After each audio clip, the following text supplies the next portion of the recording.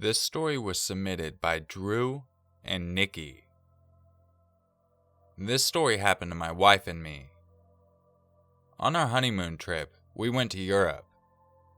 First we went to London, stayed for a couple of days, took a train to Scotland, and like London, also stayed for 2 days. We had a couple more places we went to, but the last place we were staying was Paris, France. We took a flight from Salzburg to Paris, and after we collected our bags from the luggage pickup, we started making our way outside to get a taxi. Before we could make it out the door, a guy came up to us and asked if we needed a taxi. I thought it was strange, but figured that's how the taxi drivers do it in Paris. So I said, "Yes, we do." He replied, "Okay, I am a taxi, follow me." We started following the man, but I felt a bit uneasy when instead of walking out of the doors, we went into an elevator. My wife at this point was gripping my arm and holding me pretty close.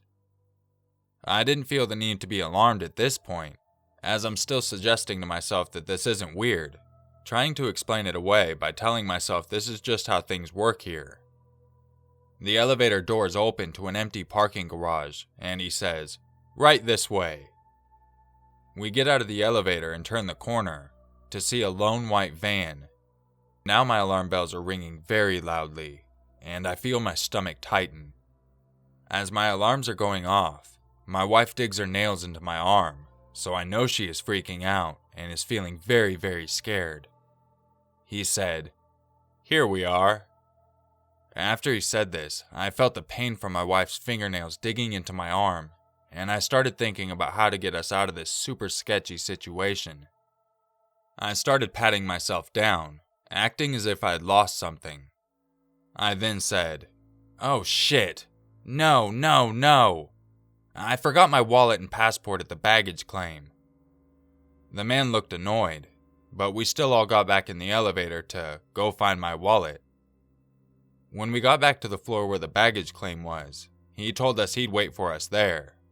My wife says, "That's okay. I think we're going to take a bus instead." At this point, the guy looks very, very angry and just gives us a glare. We hurry off and then find another exit. That's when we see a long line of taxis waiting for people to come out of the airport, and where we find a taxi to take us to our hotel. My wife is clearly upset and shaken by what just took place. We later tell another taxi driver what happened, and he says, "You both are very lucky, because one of two things would have happened to you. Either he was trying to rip you off, or he would have killed you, speaking of me, and your wife would have been sold." He then said the second option was more likely, as it's been happening a lot, and airports are regularly targeted for sex traffickers. They take advantage of unsuspecting tourists. This was one of the craziest experiences I've ever had. I'm so grateful nothing happened. I love my wife. She's the kindest person I've ever met. So to think that something that awful could have happened to her makes me upset and angry at the people who try to do those things. As scary as it is for us to relive, we think it is a good story to help others to not make the same mistake that we almost made. Luckily, I'm a very logical and cautious person and was able to find a way out of the situation. I think the reason he didn't just make his move right there was because of cameras. But if we had willingly got into his creepy white van with tinted windows, no one could have accused him.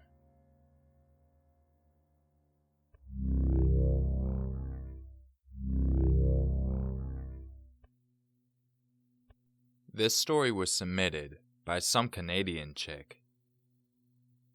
I worked at a Walmart in Alberta, Canada about 8 years ago. I worked in customer service, which meant doing returns, exchanges, etc. I always have my happy face on, even though some customers can be downright asshats. One normal day, this man comes in and wants to exchange clothes for a different size. I say, "Yeah, no problem. Go find what you need and I'll do the exchange." "Thanks, sweetie," he says, which is fine, because as everyone knows, Canadians are super nice. He brings up the clothes, and I'm doing the exchange, when right out of the blue he remarks, "I'd love to see you ironing my clothes. Naked." I just looked up at him and laughed a forced laugh. He was eyeing me like a cat eyes a mouse. I finish the transaction and do the obligatory, "Have a nice day." He winks at me and leaves. A few days later I am working, and once again, Creepy Dude 2.0 comes into my line. There are two of us working that day, and I see him let people go before him, and I realize he's waiting to come to my till. Finally he comes up, and he has only one bottle of pop to purchase. He says, "You're so pretty.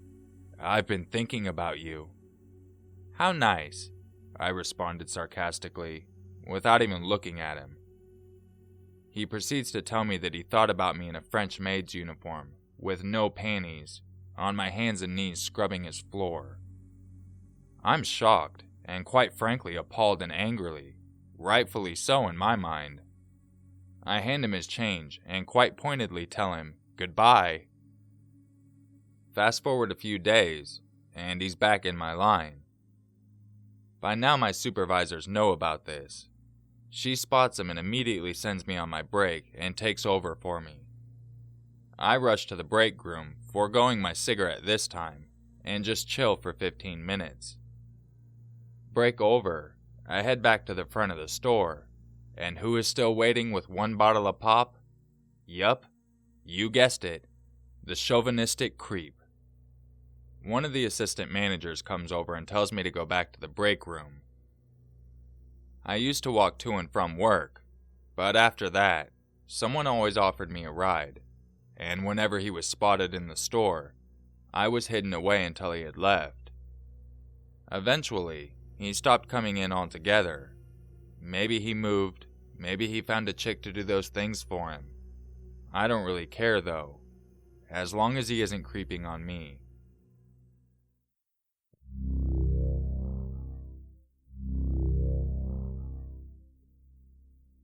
This story was submitted by Derrick. In the year 2009, my best friends, Rufus, Jermaine, Ava, and Christina, and her two siblings, Jenna, and her brother Devin, would always hang out at this old abandoned house every other Tuesday, and I would always make sure that the doors and windows were locked every time we left. One night, Ava and Rufus and I decided to go to the abandoned house, seeing how our other group of friends were busy. We never really go out at night, but since we were bored, we went out at around 10 p.m.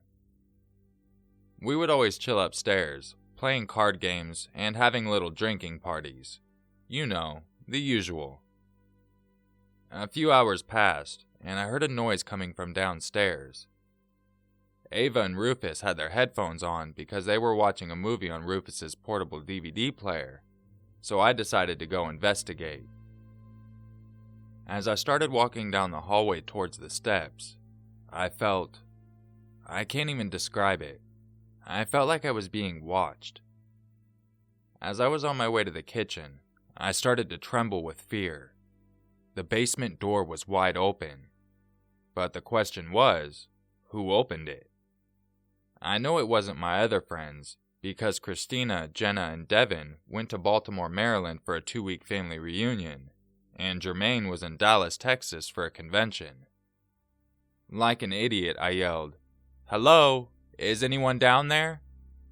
I got no answer, so I walked down the stairs, and every step I took, my heart would pound faster, and my palms started sweating. I made it down the steps, and I looked around the whole basement, and saw nothing. I made my way back to the bottom of the stairs, and I took one last look. As I was facing the opposite direction, I started to hear breathing, and then I felt it on the back of my neck. I turned back around and saw a man staring at me, with the creepiest look on his face, and his eyes were wide open. He then proceeded to give me the most disturbing grin I had ever seen in my life. I screamed and ran up the steps. As I was running, I could hear him chasing after me. I kept screaming bloody murder. I managed to get away and lock the door behind me, but the man kept trying to knock the door down. Ava and Rufus came running over and were getting ready to ask me what was going on, but as soon as they saw the door being pushed open violently, they ran out the back door, and so did I. 7 years have passed, and we never went back to that house. I still have nightmares about it to this day, and I can't get that smile out of my mind.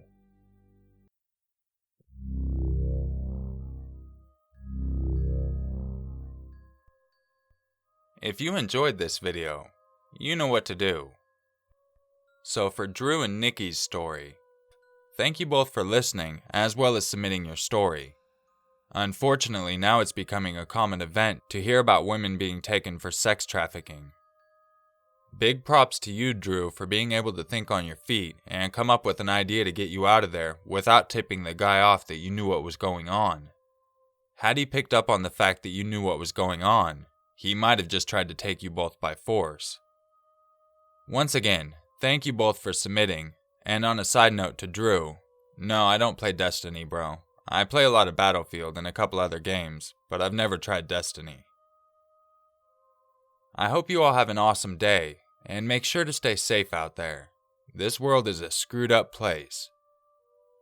I'll catch you in the next video, and just remember, it's always scarier if it's true.